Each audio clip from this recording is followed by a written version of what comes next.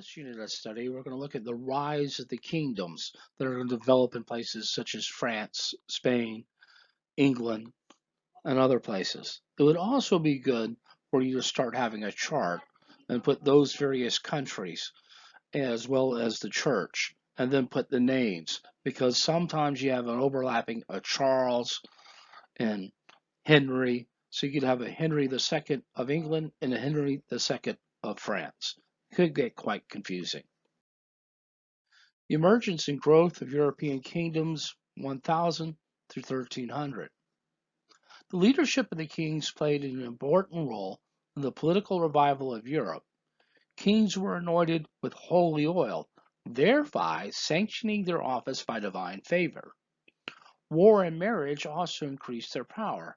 Conquest led them to grant titles and land to their followers, the nobility. There was also a revival of commerce. The growth of the cities, the emergence of the money economy eventually enabled monarchs to hire soldiers and officials.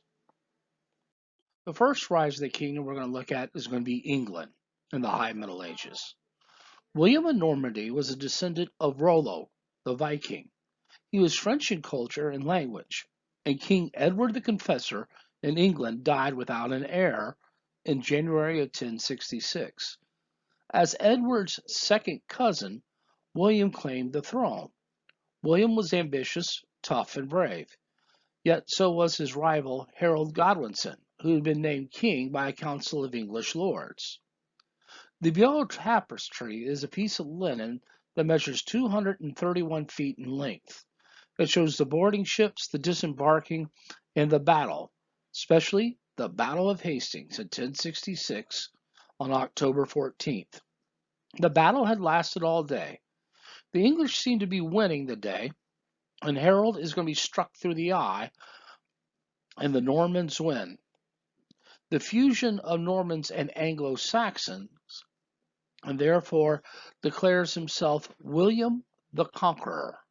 He declared all of England his personal property, and he granted 200 Norman lords fiefs who swore loyalty and lands to the church and appointed bishops. The Normans brought their French language and culture. 1/4 of all modern English words are in French origin.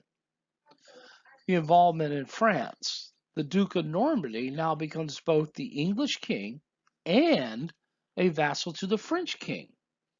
Why is this a source of conflict? Well, England becomes the most powerful centralized feudal kingdom in Europe. Henry II would increase the royal power. The exchequer was the permanent royal treasury, and barons of the exchequer received taxes collected from the sheriffs while seated at a table covered with a checkered cloth, what they used for chess.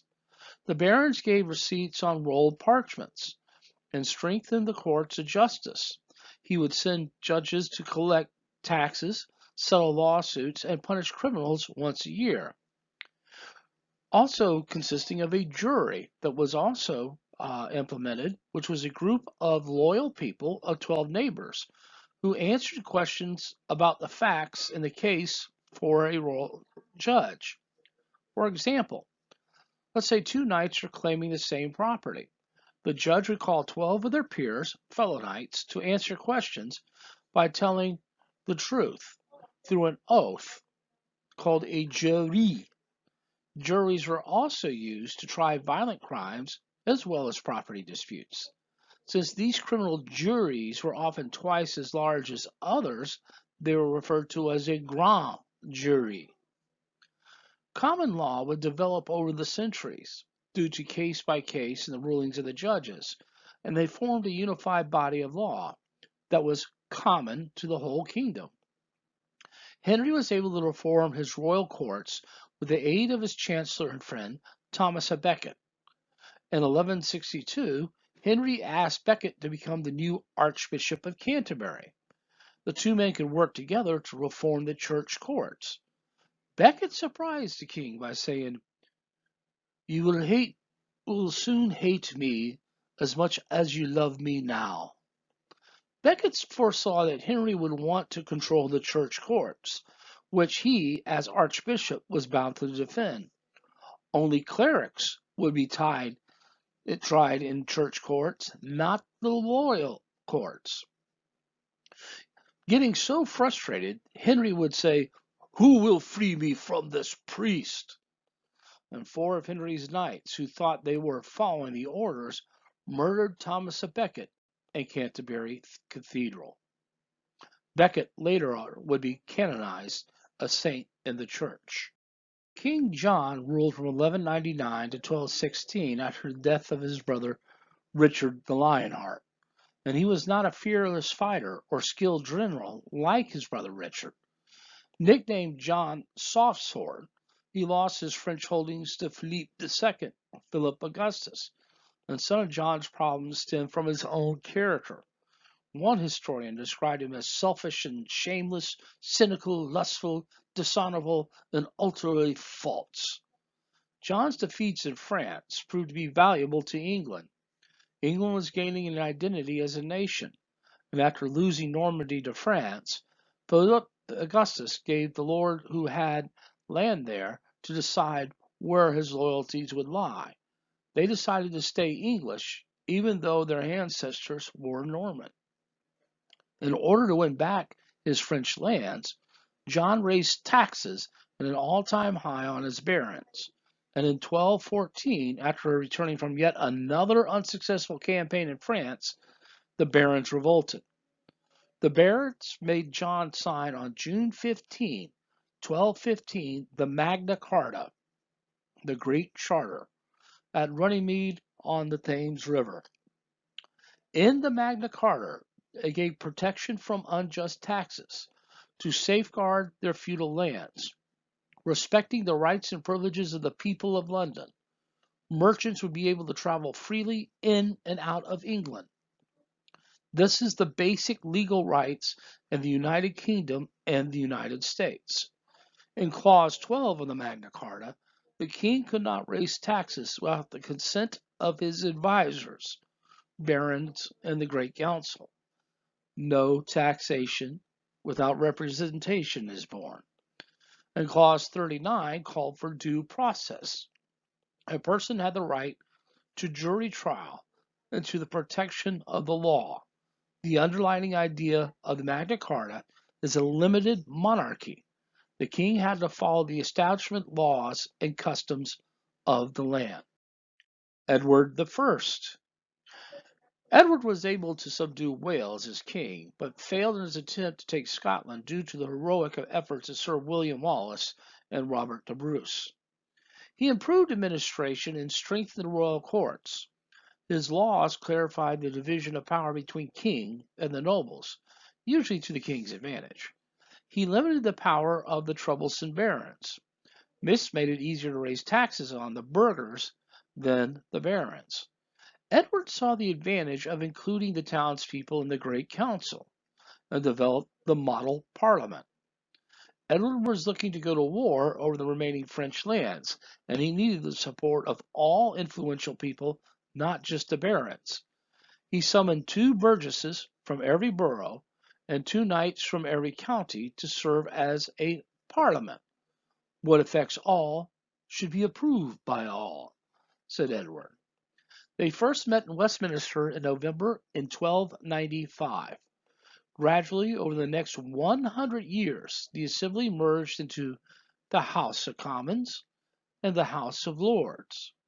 As times passed, the knights and the burghers generally sided with the king, even when the nobles opposed him. Parliament becomes a true national assembly.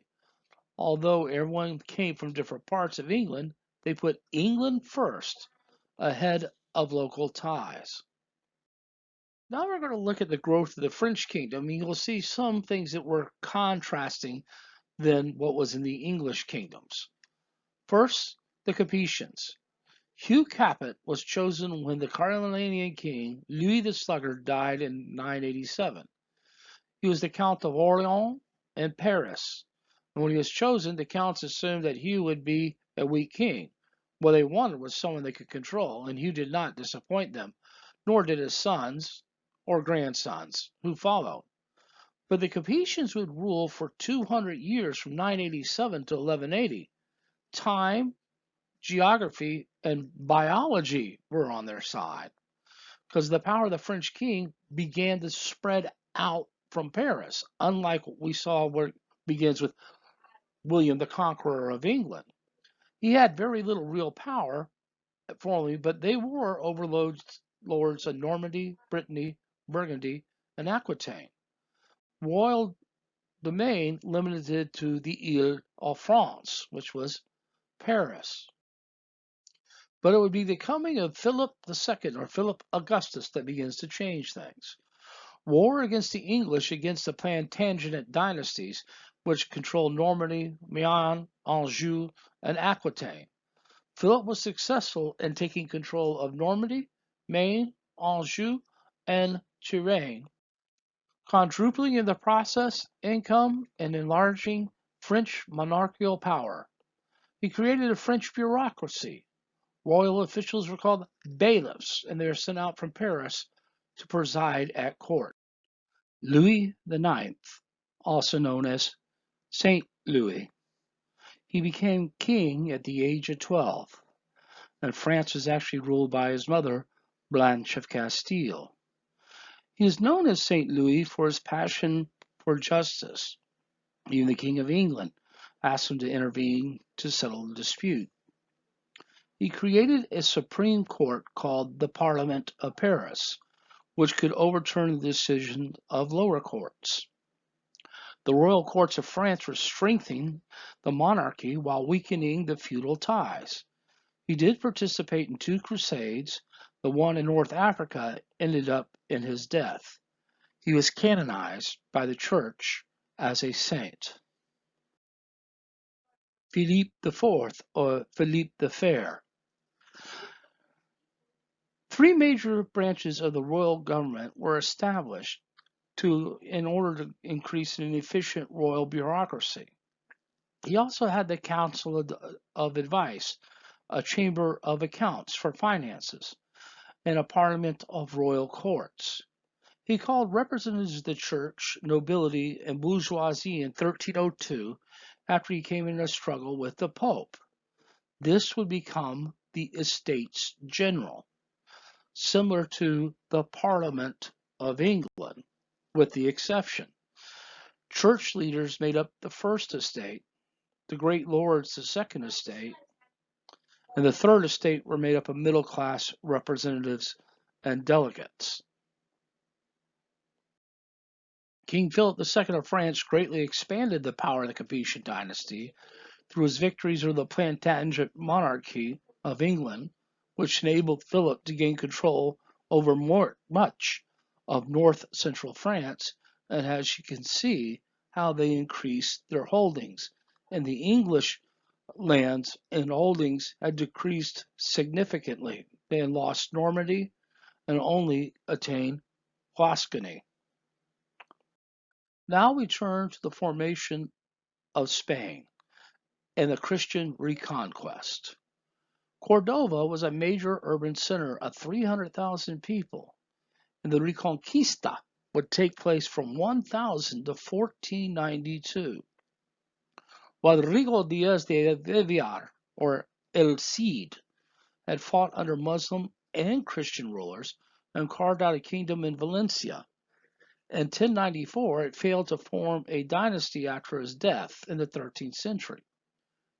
Christian rulers took the offensive again in the beginning of the reconquest of Muslim territory.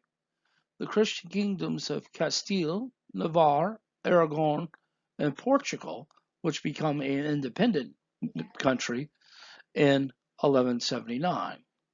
Castile subdued most of Andalusia in the south, and Aragon conquered Valencia. Las Navas de Tolosa in 1212, Alfonso VIII of Castile defeated the Muslims. In the next 40 years, the Muslims were defeated and driven into Granada. The repartimiento was the redistribution of conquered land to the various Christian lords, important churchmen, and high-ranking soldiers and royal officials. Muslims who survived and decided to stay were called mujeres. Fueros was the written privileges from the king that guaranteed rule in accordance with the law for most of the communities in his kingdom. Alfonso X encouraged the development of a cosmopolitan culture. The king of three religions, he was called. Muslims still paid the highest in rents and taxes, though. So this map depicts the various Christian conquests, beginning with what we see Portugal and Castile, and then to the Christian conquest of 1100 to 1250. And the last one is going to be Granada in 1492. That year should sound very familiar, because after the Reconquest, that's when Columbus would sail to the Americas. The lands of the Holy Roman Empire, Germany and Italy. The Salian kings would begin with the election of Conrad II of Franconia. Both of his successors, Henry III and Henry IV, managed to create a strong German monarchy. This is why I say it's good to keep a list, because here we have another Henry II, but he's not of England. Germany's nobility took advantage of the early death of Henry III in 1056 to extend their own power.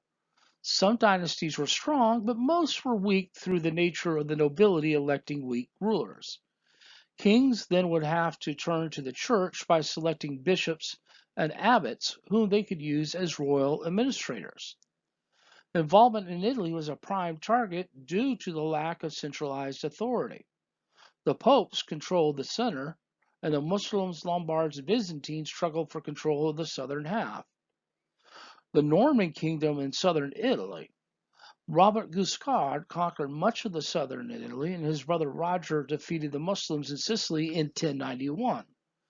By 1130, his son Roger II was crowned king of Sicily. Latin, Greek, and Arabic were used in the official government documents. So here we see the lands of the Holy Roman Empire. It's interesting that it was called that because it was neither holy nor Roman nor an empire. Frederick the First, or Frederick Barbarossa, meaning Redbeard, was a strong king when he was elected. He was the first ruler to call it the Holy Roman Empire, and he was able to control all the German princes. The Lombard League, Frederick's enemies, formed, and they tried to oppose him along with the Pope.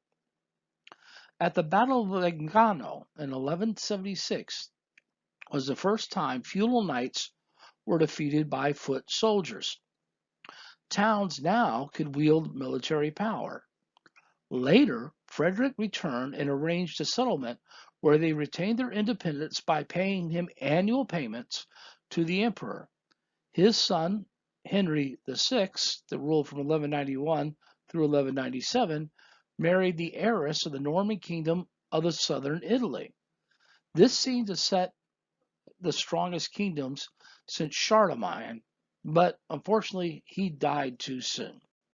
Frederick II, the King of Sicily, 1198, Germany, 1212, and the Holy Roman Emperor in 1220. Raised in Sicily, he took a deep interest in the works of a diversified population of lawyers, poets, scientists, and artists. He was preoccupied with Italy, and he gave full control of territories in Germany to the princes. His main goal was to unify Italy. This threatened the Pope's power in the center and the independence of the northern Italian cities. He won many battles in the north, but lost the war. Germany was left in confusion and chaos. Rudolf of Habsburg, a weak ruler, was elected by the German princes, and the Hohenstaufens failed to gain real power. Neither Germany or Italy would see unification until the 19th century. Milan, Florence, and Venice would soon emerge as powerful city-states controlling their respective regions. New kingdoms in northern and eastern Europe. In Scandinavia, which consisted of Denmark, Sweden, and Norway, converted to Christianity because of their kings who saw it as a necessity to an organized state. The three often would war with one another, and rival families were in conflict and who would gain the throne. Hungary remained a stable Christian since 1100. In Poland, German and Slavs intermarried. There was no conclusive borders of Poland, and relations between Germans and Slaves worsened due to the Teutonic Knights. The Teutonic Knights, founded to protest the Christian Holy Land near the end of the 12th century. They attacked the pagan Slavs in the early 13th century, seizing East Prussia in 1226. By the end of the 13th century, Prussia had become Christianized and German. The acceptance of Christianity gave many northern and eastern European kingdoms greater control over their subjects. Warfare was constant in this region. Dynastic struggles occurred in Scandinavia, and the Teutonic Knights based in East Prussia attacked pagan Slavs. Medieval Mongols and Russians. Temujin, or also known as Genghis Khan, was a fierce warrior and conqueror. To him, war is fun. Kublai Khan would conquer China and establish the Yuan dynasty in 1279 and moved the capital to Quebec City, or City of the Khan, Beijing. Advances against Muslim world in Persia falls in 1233. He had conquered Baghdad in 1258, destroying the Abbasid Caliphate. Then he began to advance against Europe and conquered Russia, Poland, and Hungary, and destroyed a force of Teutonic Knights in Silesia in 1241. Starting with the exploits of Genghis Khan, the Mongols used the unorthodox but effective military tactics to establish an empire that stretched from Russia to China and included lands in India and Southeast Asia. The empire was divided into khanates. The Golden Horde, the Khanate of Russia, was eventually overwhelmed by the princes of Moscow, who went on to establish the Russian state. The development of Russia. Kiev. The Rus were dominated by the noble class, the boyars, and trade continued between Scandinavians in the northwest and Byzantines and Muslims in the south. Kiev would be sacked by the northern Russian princes in 1169, and the church copied the Byzantine Orthodox Church. Theirs was known for its rigorous religious orthodoxy.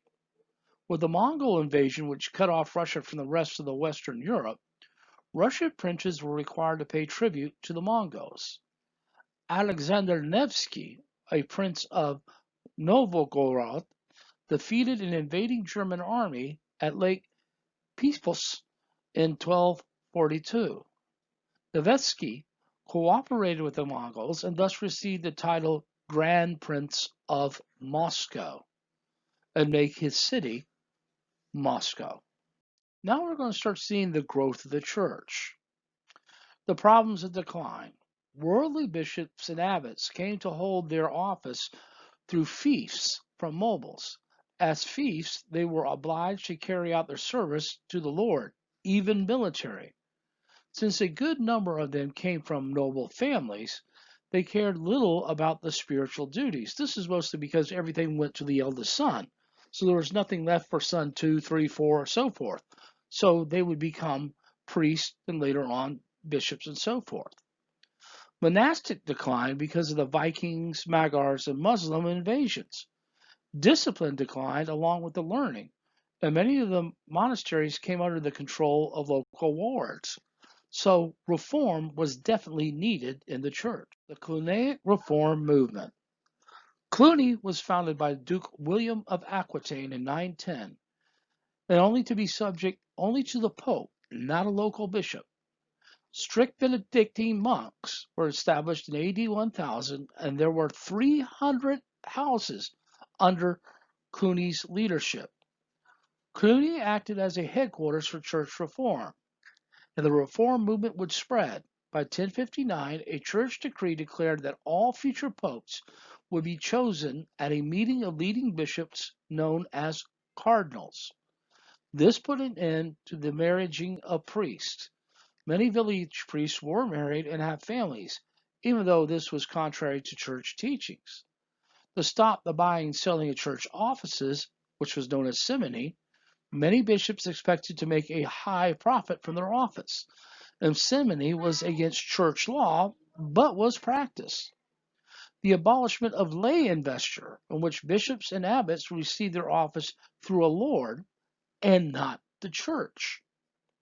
Reform of the papacy. Trying to abolish lay investiture, which we already now know is that bishops and abbots receive their office through a lord and not the church, therefore they're going to be answerable to a secular power, not a spiritual power. The ceremony was performed by a layman, and whoever controlled the ceremony held the power over the bishop.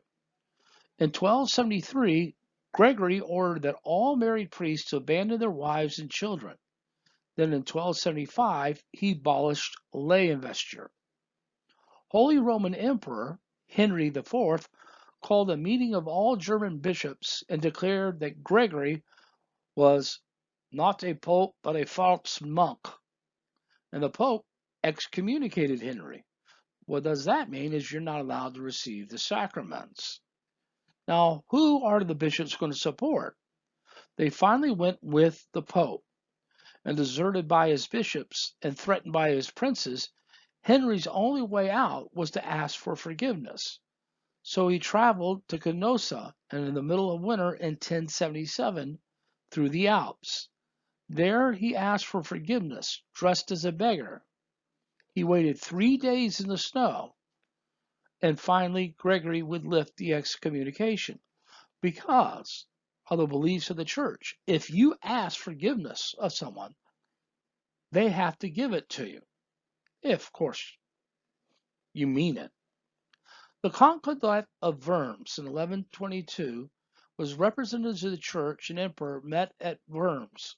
The church will grant the bishop his ring and staff and signs of his spiritual office.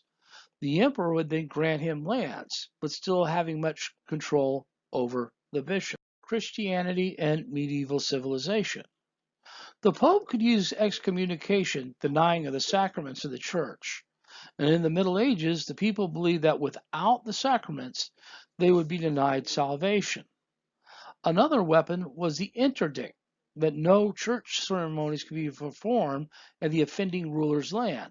No marriage, no baptism, no funeral mass, or anointing of the sick. The administration structure. Churches were governed by a single ruler, the Pope, from a central capital, Rome, and a group of advisors, the papal curia, served as the Pope's staff, and the curia supplied him with information, offered advice, and carried out decisions. He had diplomats or legates who traveled throughout Europe, dealing with bishops and kings. Below the Pope came the College of Cardinals, archbishops, bishops in control of a diocese, and the parishes held by priests. The bishop had their own courts of law and dealt with marriage, divorce, and wills. Thus, all of Christianity was governed by canon law, the law of the church. Like a kingdom, all parishioners were required to tithe or give 1/10 of their possessions to the church as a tax. According to canon law, bishops were to use 1/4 of their tithes to care for the sick and the poor. Orphans, beggars, and lepers received care from the church funds. Hospitals were opened by the church. There were 400 in England and 12 in Paris alone by 1200. Pope Innocent III, the supreme ruler or the vicar of Christ on earth, said that secular is secondary. Philip Augustus of France forced him to take back his wife after the French prelates annulled their marriage. And the interdict of England lost his struggle to the Pope Innocent III over whom should be Archbishop of Canterbury. He was excommunicated and England came under interdict and finally made peace in 1213, although an oath became the vassal of the Pope. Next, we look at some new religious orders and spiritual ideals that came through the Middle Ages. Monasteries were to be built in the wilderness. Their life of hardship won many followers, less time spent in prayer and more time with manual labor.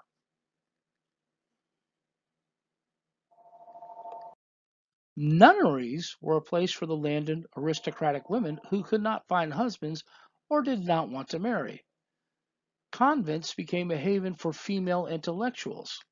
Hildegard of Bingen was looked at as soon as she became an abbess, writes about her mystical accounts. She would produce 3 books on her visions. She was considered a mystic and a prophet, and she consulted popes, emperors, and kings that sought her advice. A composer of Gregorian chants, it was a monophonic and set to Latin texts and chanted.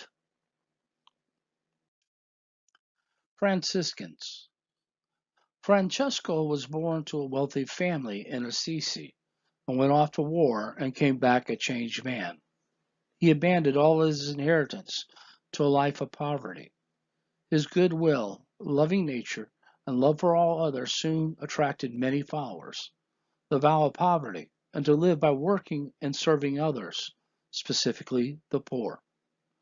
Pope Innocent III would bless the new order of the Franciscans. And the Franciscans were very well respected. Their simplicity and the preaching of the gospel made them very popular. As Francis said, preach the gospel at all times, and when necessary, use words. A female order of the same were called the Poor Clares. This was founded by St. Clare, a female friend of Francis. Francis would later on receive the stigmata or the wounds of Christ. To the right, you see a painting of Giotto's blessing of Pope Innocent III giving to Francis of Assisi. In the lower corner is a film from Franco Zeffirelli, Brother, Sun, Sister, Moon, which depicts the blessing as it took place. You would probably have to stop the slide in order to view the film. The Dominicans. The Dominicans also lived lives of poverty, but were focused on the intellectual pursuits to combat heresy in the church. It became a religious order in 1215, also with the blessings of Pope Innocent III. The order was founded by Dominic de Guzman. Popular religion in the High Middle Ages. There were 7 sacraments containing baptism, penance, communion, confirmation, holy orders, matrimony, and the anointing of the sick. These were seen as outward symbols of inner grace and considered imperative in order to receive salvation.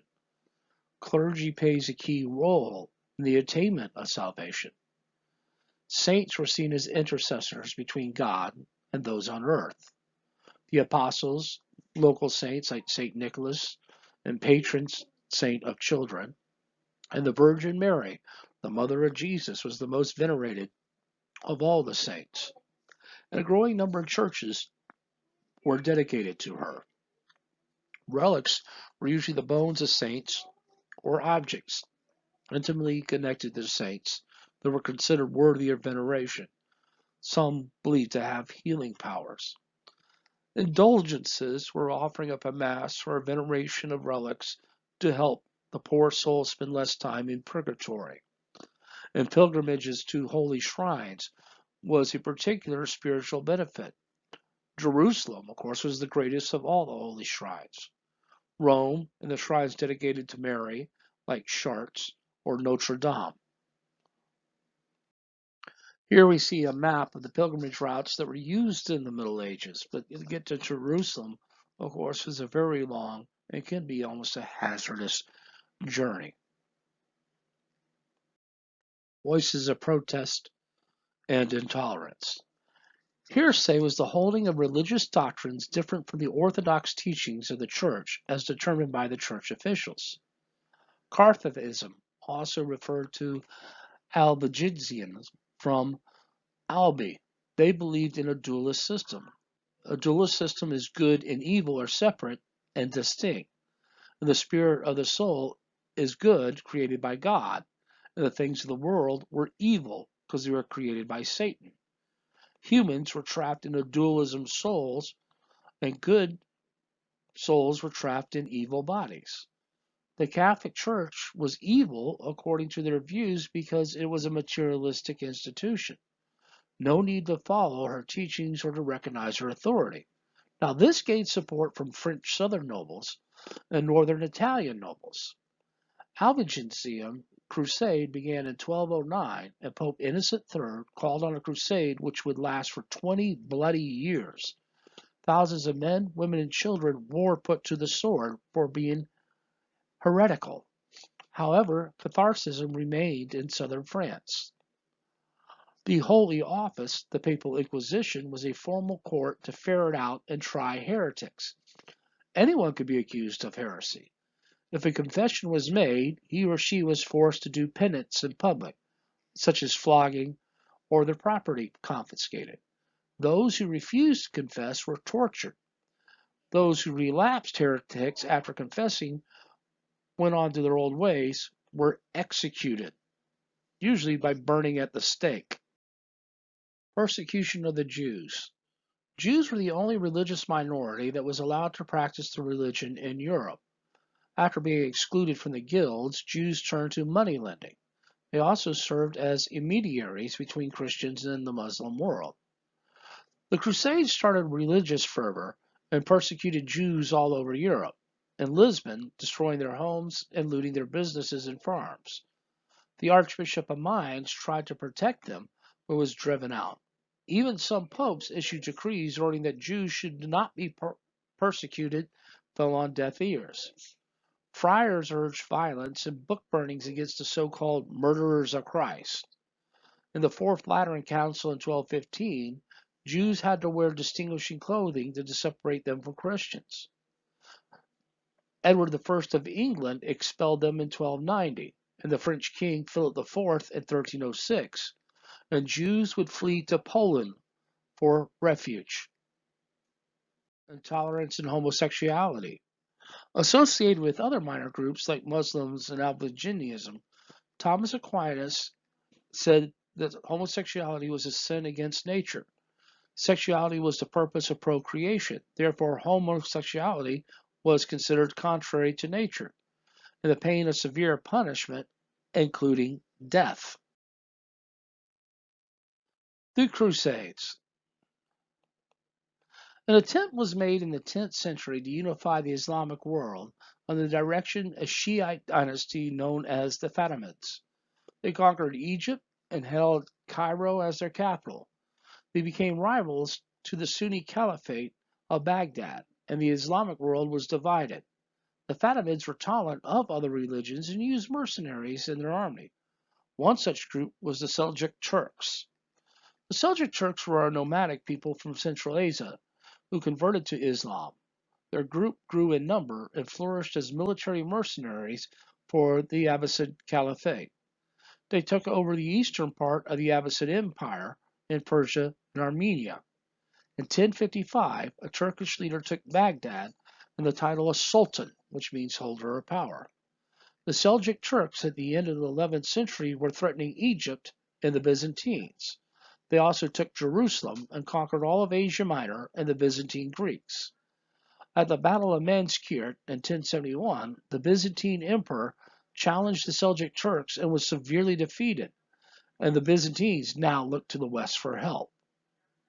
The Knights of Christendom were persuaded to join a crusade, a military expedition to rescue Jerusalem from that of the Muslims.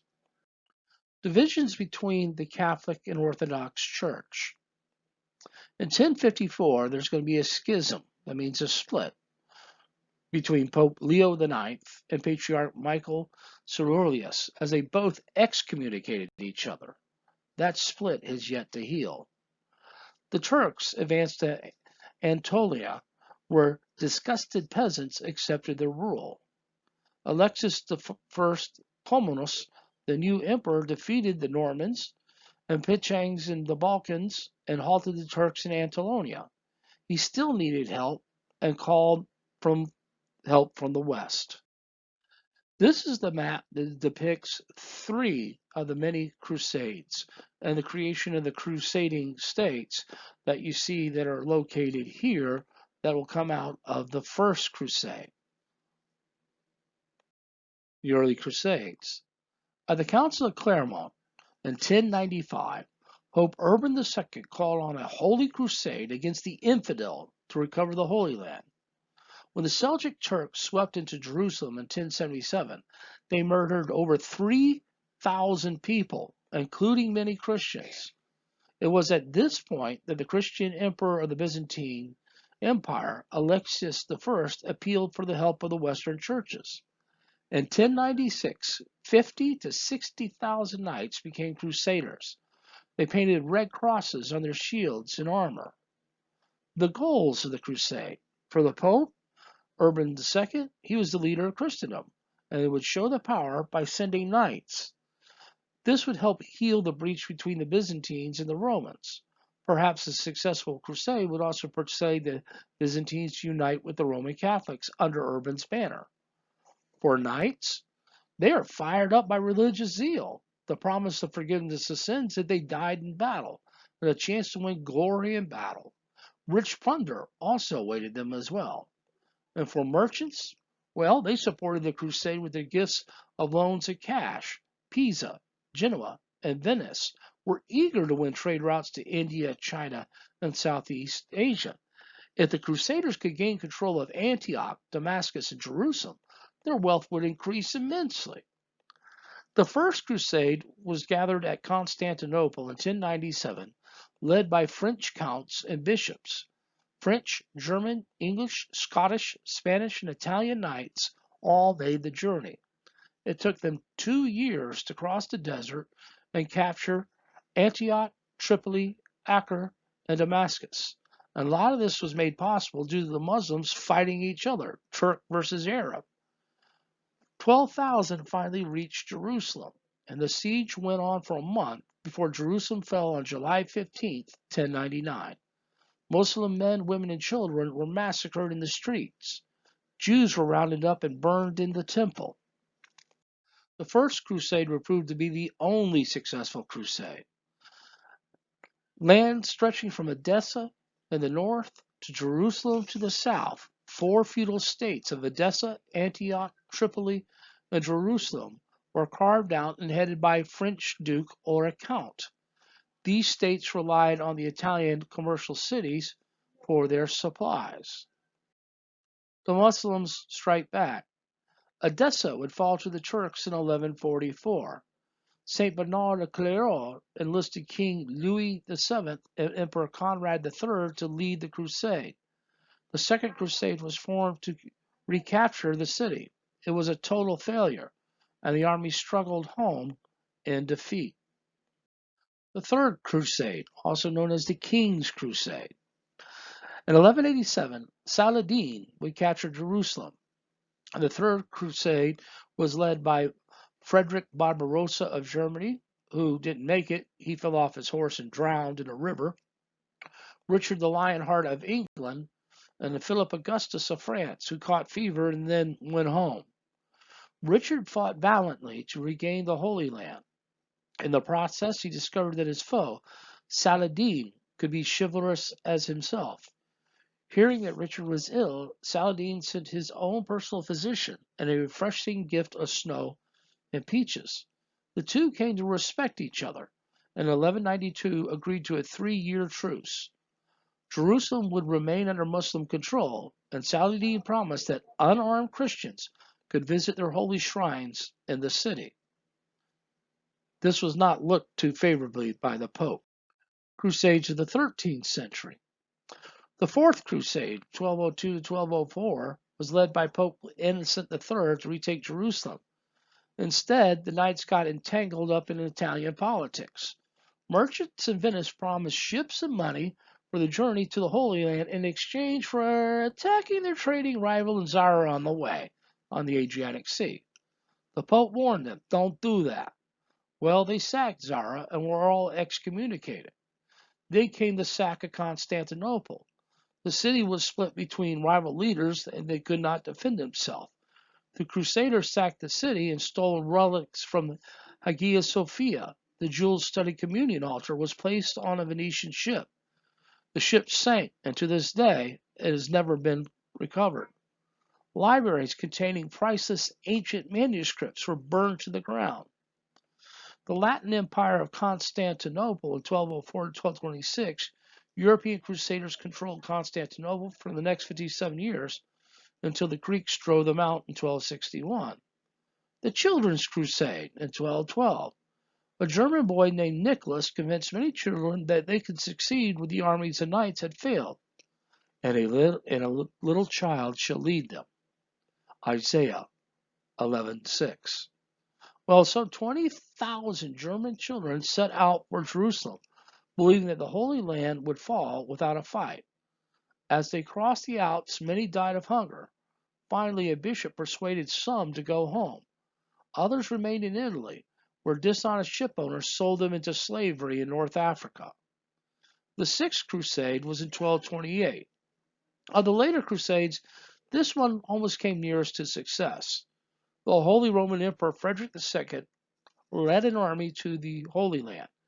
He met Saladin's nephew and peacefully negotiated a treaty where Jerusalem returned to Christian control. The Pope called the pact with the devil and excommunicated Frederick II. In 1291, Acre, the last Christian stronghold, would fall to the Muslims.